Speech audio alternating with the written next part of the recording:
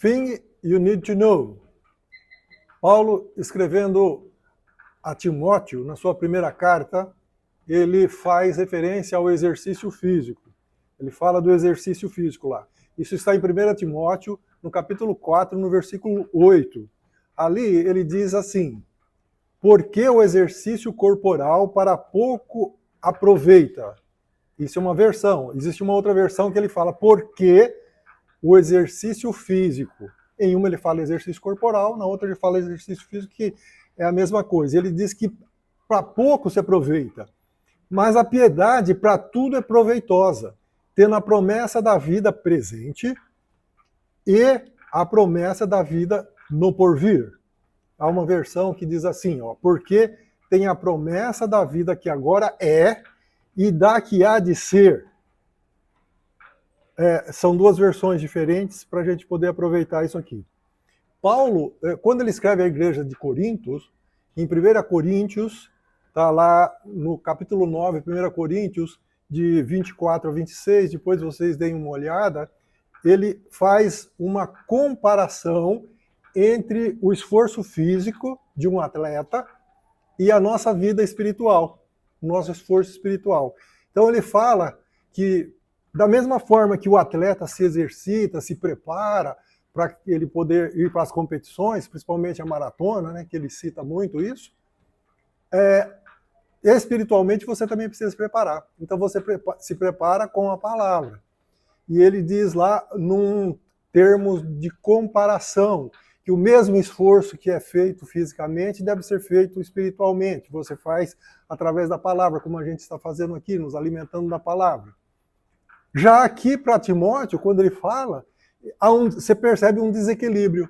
Aquilo que ele havia equilibrado lá em Corinto, aqui para Timóteo ele fala de um desequilíbrio e dá um valor maior para a piedade. Ou seja, e ele tem razão, porque o que nós aproveitamos aqui do nosso esforço físico? Nós aproveitamos só para essa vida. Isso não significa dizer que não devemos nos esforçar fisicamente, porque nós sabemos que o nosso corpo físico é templo do Espírito Santo. Assim sendo, aonde o Espírito Santo vai habitar? Deus não habita em construções feitas pela mão humana. Ele habita, então, em nosso corpo físico, que foi feito pelo próprio Deus. E nós precisamos cuidar do nosso corpo, zelar do nosso corpo. E quando você se condiciona fisicamente, você está cuidando do templo do Espírito Santo. Mas há uma sentença imposta pelo justo juiz, no Éden ainda, né? Nós somos pó e ao pó tornaremos. Mas, assim como Jesus Cristo é a primícia dos que dormem, nós também ressurgiremos. E ressurgiremos para a vida eterna. Toda a humanidade vai ressuscitar para a vida eterna. Uns para viver com Jesus, outros para viver no lugar onde foi já preparado para Satanás e seus anjos. Contudo, nós precisamos cuidar do hoje. O problema aqui é um pouquinho de distorção, porque nós somos trino como Deus é trino. Então Deus nos fez corpo, alma e espírito, e para Deus o importante é espírito, alma e corpo.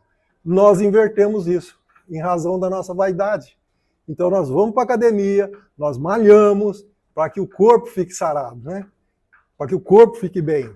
Só que por mais esforço que você faça, você vai se desgastar. E um dia esse corpo vai perecer. Mas a alma e o espírito voltam para Deus. Então é isso que Paulo fala.